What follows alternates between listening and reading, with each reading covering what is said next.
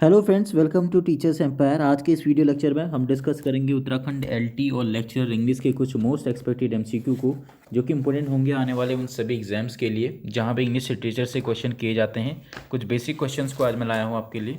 तो चलिए शुरुआत करते हैं पहले क्वेश्चन से। पहला क्वेश्चन है writing that tells a story, यानी वो राइटिंग जो हमें किसी स्टोरी के बारे में बताती है, तो हम उसे क्या कहते हैं। ऑप्शन है आपके पास क्लाइमेक्स, नरेशन, एलिट्रेशन या एलिगरी। इसका जो सही आंसर है ऑप्शन नंबर बी, नरेशन।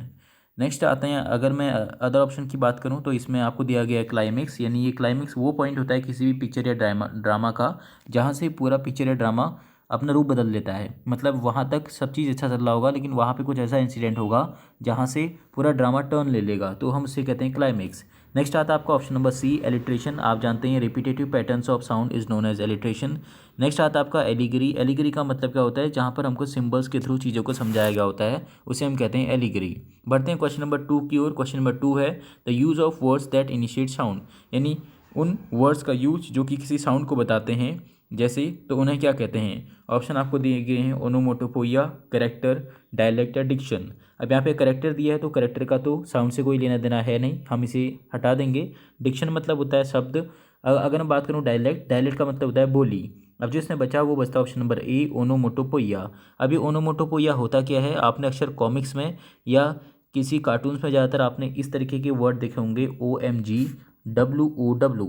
हम इसको वाव, ओ माई गॉड, हम इसे ऐसे पढ़ते हैं, यानी ये वो वर्ड हैं जो कि किसी साउंड को क्या कर रहे हैं, इनिशिएट कर रहे हैं। तो हम ऐसे साउंड को हम लोग क्या बोलते हैं, ओनोमोटोपोइया बोलते हैं। बढ़ते हैं नेक्स्ट क्वेश्चन की ओर। नेक्स्ट क्वेश्चन है the term onomatopoeia and oxymoron came from.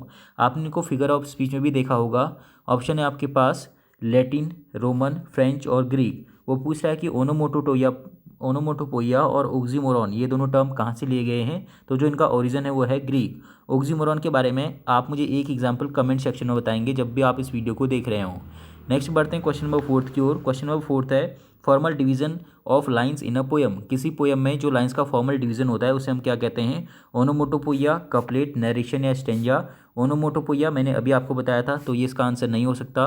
Couplet का मतलब होता है हिंदी में दोहा, और वो कह रहा है formal division of lines in a poem, किसी पोएम में लाइंस का फॉर्मल डिवीजन। और कपलेट आपको पता है लाइंस के डिवीजन का ही एक क्या है, टाइप है। अब मैं बात करूं ऑप्शन नंबर ए, नरेशन। जब हम किसी स्टोरी को नरेट करते हैं, बोल के बताते हैं, तो हम उसे कहते हैं नरेशन। तो जो इसमें बचता है ऑप्शन नंबर सी, स्टेंजा, इसका सही आंसर होगा। स्टेंजा का मतलब होता है जब हम कहते हैं कि ये पोएम एक स्टेंजा में लिखी है, दो स्टेंजा में लिखी है, तो यानी वो क्या है, एक फॉर्मल डिवीजन है किसी पोएम का। तो जो इसका सही आंसर होगा वो होगा ऑप्शन नंबर सी। बढ़ता हूँ क्वेश्चन नंबर 5 की ओर। क्वेश्चन नंबर 5 है a 4 line stanza having any rhyme scheme is known as. Option है आपके पास heroic couplet, rhyme royal, song और क्वार्टेन। तो 4 लाइन के स्टेंजा जो होता है, जिसे हम हिंदी में क्या कहते हैं, चौपाई कहते हैं, उसी को हम लोग इंग्लिश में क्या बोलते हैं, क्वार्ट्रेन बोलते हैं। और हेरोइक कपलेट को हम क्या बोलते हैं, दोहा बोलते हैं हिंदी में। सॉन्ग का मतलब गाना, आप जानते ही हैं। अब आप मुझे राइम रॉयल के बारे में कमेंट सेक्शन में कमेंट करके बताइए। क्वेश्चन नंबर 6 की ओर मैं बढ़ूँ इससे पहले, आप जब भी इस वीडियो को देख रहे हो तो आप इसे लाइक करना ना भूलें। जहाँ से भी आपको नॉलेज मिलती है, चाहे वो मेरा चैनल हो या किसी और का, आप उसको एक लाइक करके आप अपनी तरफ से एक मोटिवेशन दे सकते हैं। बाकी आपके हाथ में कुछ नहीं होता, एक लाइक, कमेंट और शेयर के अलावा। बढ़ते हैं क्वेश्चन नंबर 6 के साथ। अ फीलिंग ऑफ क्यूरियोसिटी और uncertainty about the outcome of events in a literary work. मतलब किसी भी लिटरेरी वर्क को जब हम पढ़ते हैं तो जो हमारी फीलिंग होती है अनसर्टेनिटी की और क्यूरियोसिटी की, कि इस वर्क में अब आगे क्या होगा, आगे आने वाले पन्ने में क्या इसमें इंटरेस्टिंग फैक्ट होगा, क्या इंटरेस्टिंग टर्न ये स्टोरी लेगी, तो हम उस फीलिंग को क्या कहेंगे। सस्पेंस, कॉन्फ्लिक्ट, डायलेक्ट या एलिगरी। डायलेक्ट का मतलब होता है जो आपकी आम बोलचाल की भाषा होती है, आपकी रीजन में, आप जिस क्षेत्र में रहते हैं उसकी भाषा को हम लोग कहते हैं डायलेक्ट। एलिगरी होता है जब हम सिंबल्स के थ्रू हमें कोई चीज़ बताई गई होती है स्टोरी या पोएम्स में। और कॉन्फ्लिक्ट का मतलब आप जानते ही हैं, विचार द्वेष हम जिसको बोलते हैं। तो ऑप्शन नंबर ए इसमें बचता है सस्पेंस, हम इसे कहेंगे जब हमें क्यूरियोसिटी होती है किसी भी लिटरेरी वर्क को आगे जानने की, और जब हमें अनसर्टेनिटी बनी रहती है कि आगे आने वाली स्टोरी में क्या होगा, उसे हम लोग कहेंगे लैंग्वेज या लिटरेचर की स्टाइल में सस्पेंस। अब हम बढ़ते हैं क्वेश्चन नंबर 7 की ओर। क्वेश्चन नंबर 7 है use in a literary work of clues that suggest events that have yet to occur. उसको उस क्लूज को हम किसी भी लिटरेरी वर्क में, उस क्लूज को हम क्या कहेंगे जो कि हमको उस घटना के बारे में बताता है जो कि उस वर्क में आने वाले फैक्ट में होने वाली होती है या आने वाले टाइम में जो घटना किसी वर्क में होने वाली होती है उसका कोई भी क्लूज़ अगर हमको पहले के पन्नों में मिलता है तो हम उसे क्या कहेंगे लिटरेचर की लैंग्वेज में। जैसे अगर आप अभी पार्ट 1 में हैं, किसी भी एक्ट 1 में है, सीन 1 में है, लेकिन एक्ट 1 या सीन 1 में आपको कोई ऐसा क्लू मिल गया जो कि आपको एक्ट 10 में क्या होने वाला है इस बारे में बताता है, तो हम उस क्लू को क्या कहेंगे लिटरेचर की लैंग्वेज में।